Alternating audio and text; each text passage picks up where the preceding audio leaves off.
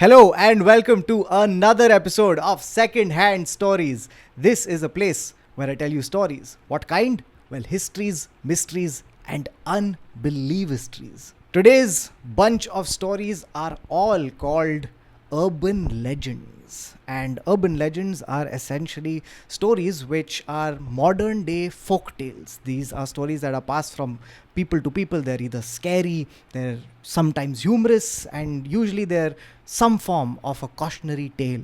These are the stories that people tell each other by convincing the other person that these are 100% true.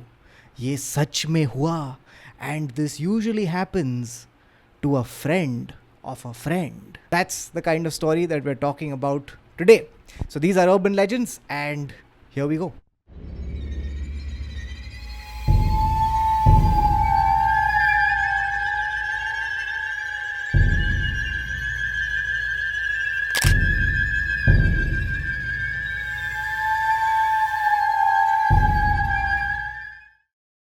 This story starts with a couple. They're a young couple and they're in a car and they're driving down this long, isolated stretch of a highway.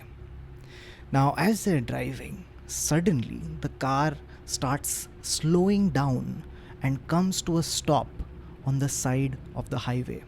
Initially, the girl thinks that the guy is playing games, he's joking around. She looks at him and says, okay, stop kidding around and start the car. But as she looks at his face, it's a very tense, serious look on his face, and he says, no, I've not done anything. I think we're out of fuel. Now the two of them are stuck in this car on the side of this isolated highway. As they think of what to do next, the boy looks into the distance and he sees that there is a light. Now this light seems to be coming from some sort of a building. He tells the girl, stay in the car, I'm going to go to that building and look for help. He says, lock the doors, and no matter what happens, do not open it and do not draw attention to yourself. The girl wants to accompany him, but he insists on going alone. He gets out of the car and she watches him recede into the darkness. Now she's in this car and it's unbelievably quiet. She locks all the doors and tries to make herself as small as possible. She looks outside the window and she can see the dark shapes of the trees and the fields.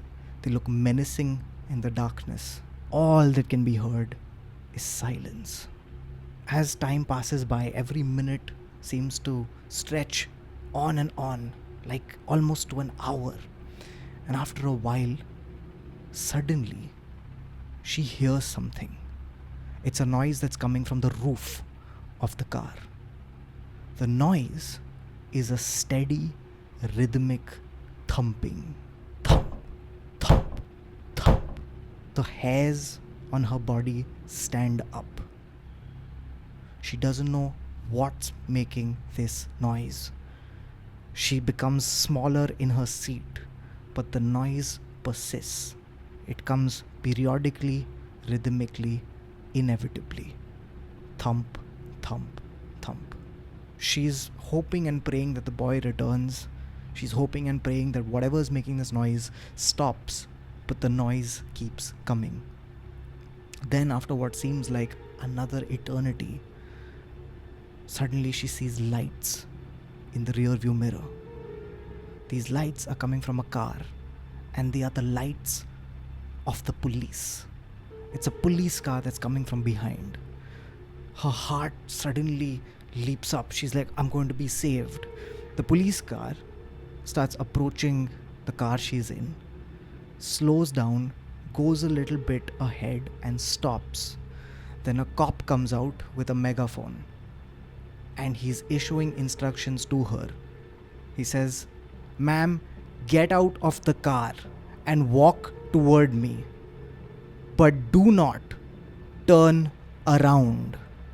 I repeat, do not turn around.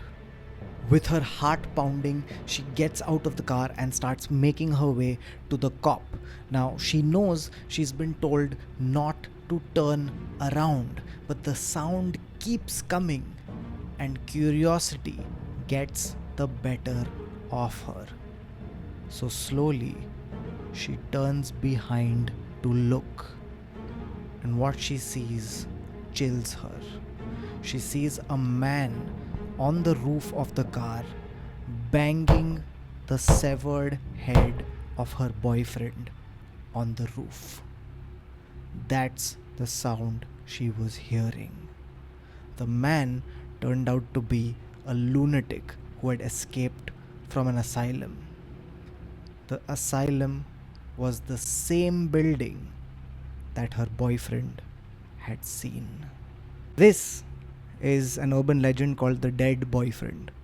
It's a very common, popular urban legend that has spread across the world, and every part of the world has its own twist on this kind of story.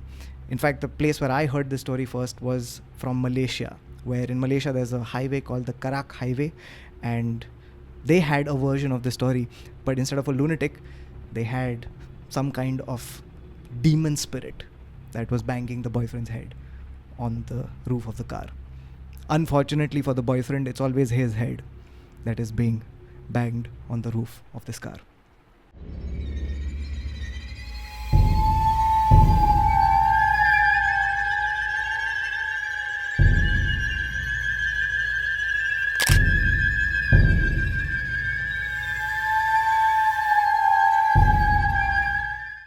For this story, we are now in Devon, England. In Devon, there is a cottage, and there's an old lady who lives in this cottage. Now, the cottage is on the edge of the moors. The moors are these big, large flatlands which have grass on them. However, the ground is not very fertile and firm. It's very peaty and boggy. This lady lives in this house on the moors, and she's been living there for a very long time, about 20 odd years. Her husband had passed away, and she had lived most of her life there alone. She has very few pastimes, and some of them include walking along the moors and enjoying nature. But apart from that, her absolute biggest and most favorite pastime was making jigsaw puzzles. She loved doing this. Now, she lives in a slightly remote area, and the nearest town was a bus ride away.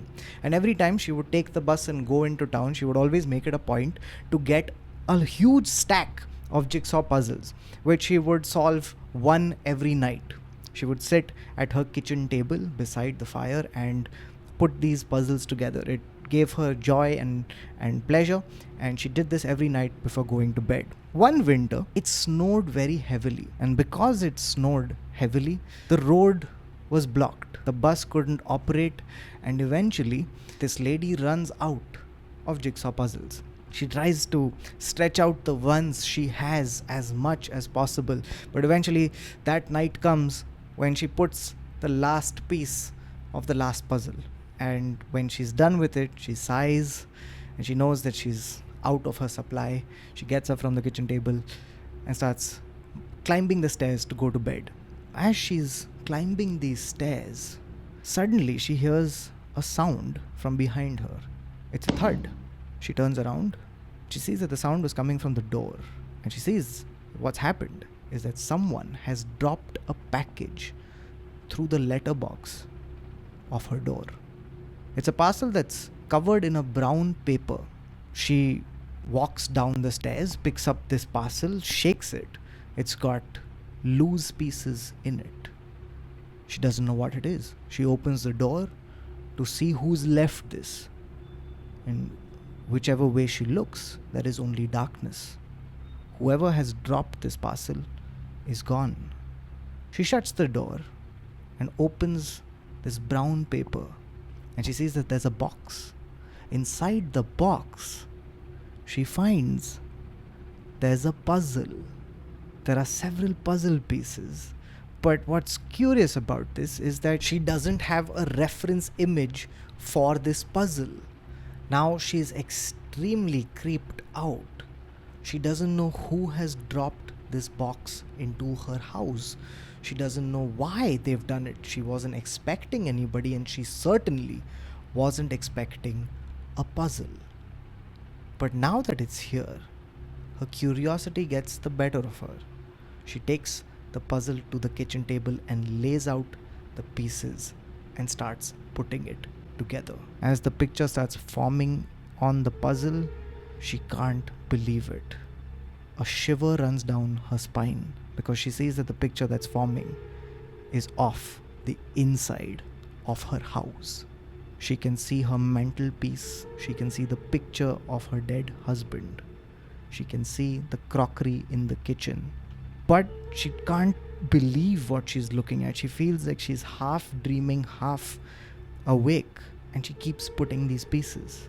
As she does, she sees that in the puzzle, she can see an image of herself sitting at the kitchen table working on a puzzle. Now there's only a few pieces left and they all belong to the window. Now as she puts them in, chillingly she finds that in the puzzle there is a man standing outside the window looking at her. Her hands are trembling as she picks up the last piece and snaps it into place. And with that, she finds out that the man outside the window has a knife. The last thing she hears is the window of her house being pushed open. I love this story. It is creepy, scary, and it's got a great ending. But it also raises so many questions, such as how much did this old lady love jigsaw puzzles that she would make it even if she received it from an anonymous person in the middle of the night, and the image it was forming was the creepiest image of her own house with her making puzzles. I love the commitment.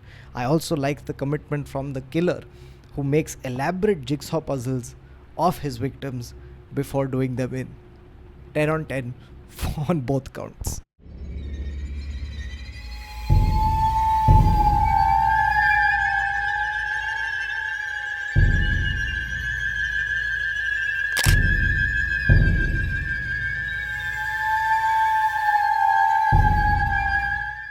Our next story takes place in Hyderabad, and it starts with a thief. This thief has been scoping out a house for a very long time, and finally one night he decides that the time is right to strike. He makes his way stealthily up to the house, finds an entry, and steals into this house. Now the house is extremely dark, it's extremely quiet, but the thing that's extremely odd is that as soon as the thief enters, he's struck by this awful smell. It's not even a smell, it's a stench. The thief has spent a lot of time scoping this place out, and having made this break-in, he wants to finish the job. He makes his way through the silent house and eventually goes up to a bedroom. And as he enters this bedroom, he suddenly sees where this stench is coming from. Because in this bedroom, he sees the dead bodies of 3 people. He was expecting a whole lot of things once he had broken in, but he was not expecting this. Seeing them suddenly makes him extremely scared. He feels like he's trapped. Something awful is about to happen in this house. He starts screaming wildly. Now as he does, the neighbors wake up because of the screaming and call the cops. The cops immediately arrive and nab this thief. The thief tells them about the 3 bodies in the house. The 3 bodies belonged to a mother and her 2 daughters. They too had a very strange story. Now originally, there were 4 people in this family. There was the father, the mother, and the 2 daughters. At some point, the father had left the family, and for several years he hadn't reappeared. It was just the mother and the 2 daughters who would live in this house alone. And according to the neighbors, they were very, very odd. The neighbors would often see the mother and the 2 daughters wandering around the house at midnight with candles. The daughters were very strange, and sometimes they would also see that there were bottles that were placed in the balcony with a fluid in them, a liquid. Some people thought that liquid was blood. In addition, the family had been extremely antisocial. They actively avoided people, and if you tried to interact with them, they even got hostile. Now, a post-mortem was carried out on the bodies, and it revealed that they had been dead for 6 months.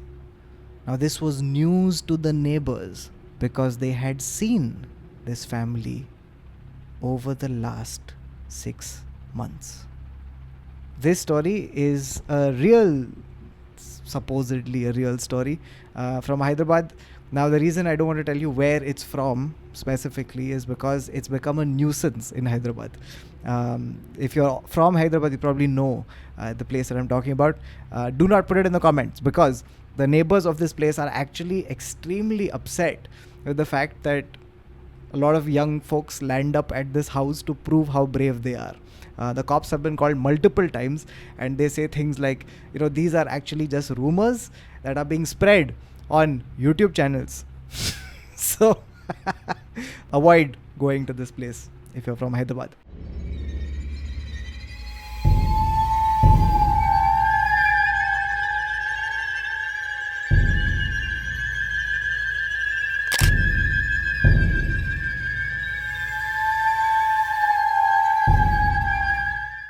Our next story begins in this small town in America. And in this small town, one day, an old lady appears. Now, she appears and sets up a tent at the edge of town. She's a strange person who no one knows where she's come from, and she's wearing these strange and outlandish clothes. And she set up this tent, and she claims that she's a psychic, that she can look into the future and reveal your future to you.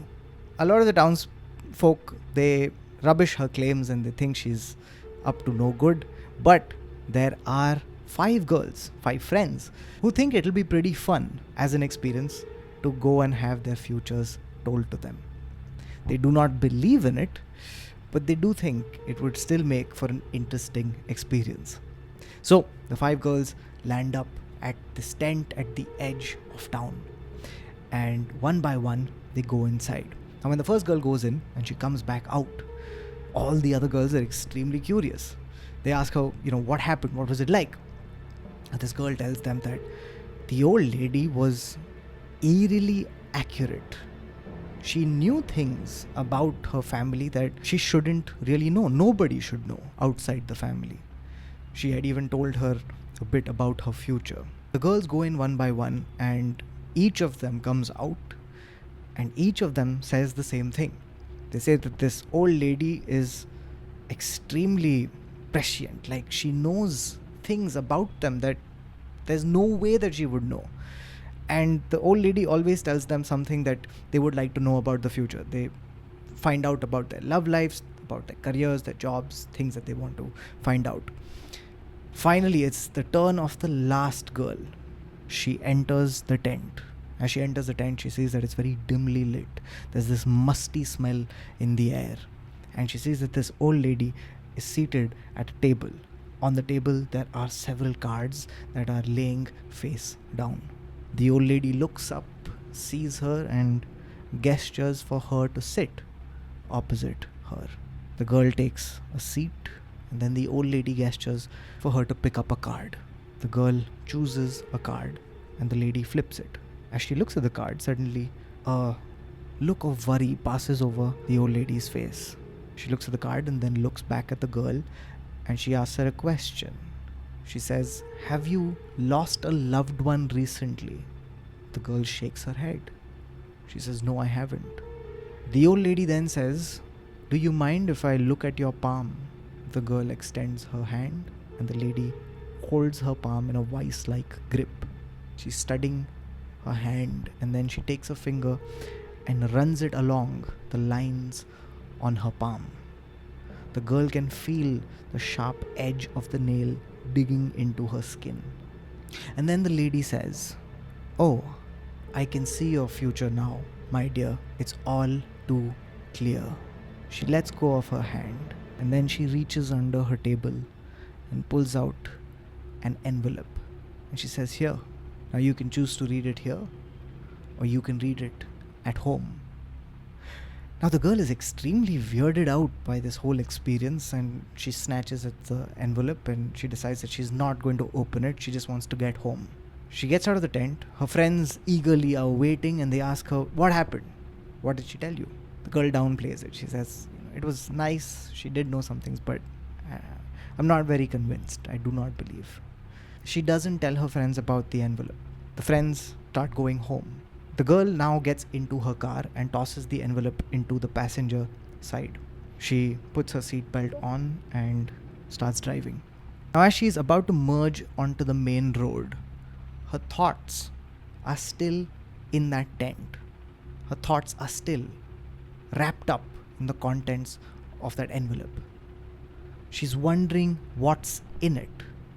And as she's distracted and she's about to turn onto this main road, suddenly a lorry screams past her. It startles her. Suddenly she comes back to the present. Her mind focuses again. She shakes her head and she says, "I shouldn't be thinking about this envelope right now. I need to focus on the road." So she turns onto the main road and keeps driving. Now, a little time passes, and by her mind again starts wandering back to the contents of the envelope. She keeps stealing glances at it as it sits there in the passenger seat. She's overcome with this overwhelming curiosity to know what's inside. She starts reaching down to pick it up. She wants to tear it open right now and see what's inside. But as she's reaching towards it, she loses control of the car. The car starts drifting. It slowly crosses that white line that separates the two lanes. And then it crosses onto the wrong way. A car that's coming the opposite direction slams into her car and sends it spinning into the next lane, where an onrushing truck bangs into her car. It's an awful scene. The police and the firefighters are called.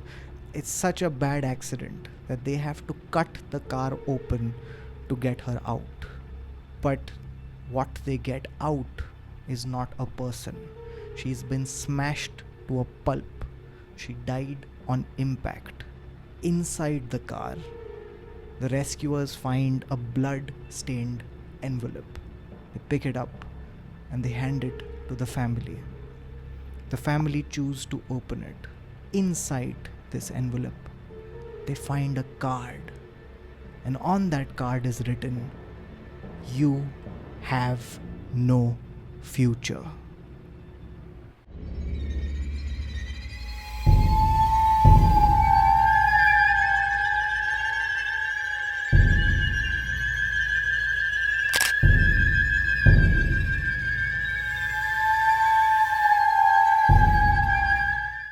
There's a man who lives with his mother. The father had passed away, and his mother too is desperately ill. She's got an illness which is deteriorating slowly. This man has decided to stay with his mother and take care of her. As the days go by, her condition worsens, and one day he wakes up in the morning and finds that his mother is unresponsive. She's got a pulse, she's breathing, but she's not waking up. Now, frantic and panicking, the man picks up the phone and calls a hospital and begs them to send an ambulance as fast as they possibly can. Now, this hospital is about 20 minutes away from his house, and he is happy to see that within 15 minutes, an ambulance has arrived at his house. The ambulance now stops in the compound. 3 people get out of it and rush to his house. The head orderly asks him who the patient is. He directs them into the room where his mother is laying unconscious. The head orderly gestures for the 2 attendants to quickly take this patient into the ambulance. The 2 men put her onto a stretcher and they rush her out. And the son is distraught. He keeps asking the head orderly what's going to happen.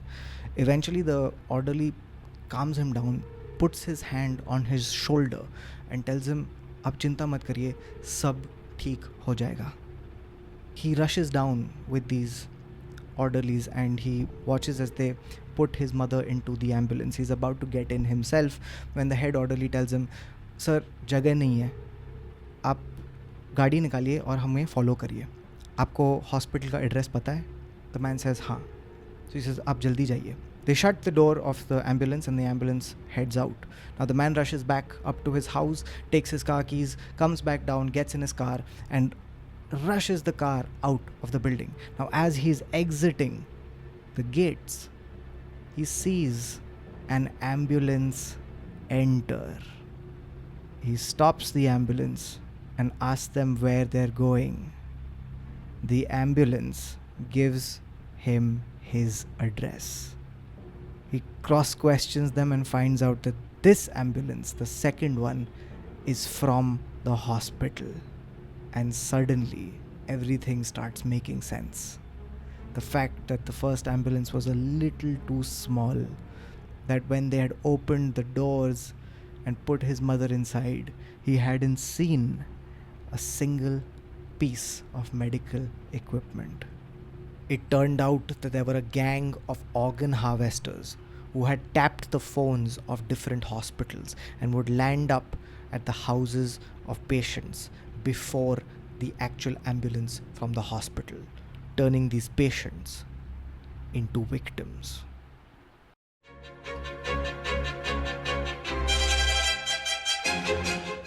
So those are the stories from this episode. I hope you enjoyed them. If you did, then please leave a like and a comment. If there are other stories that you would like me to cover, then do leave them in the comment section below. Also, by the way, if you know of urban legends from your area, then definitely leave them in the comment section. Let me know what they are. Very curious to find out. By the way, one last thing, every single episode of Secondhand Stories is shot in front of a live audience. If you too would like to be a part of these live recordings, then all you have to do is become a member of the channel. That's about it. Until next time, stay safe and bye-bye.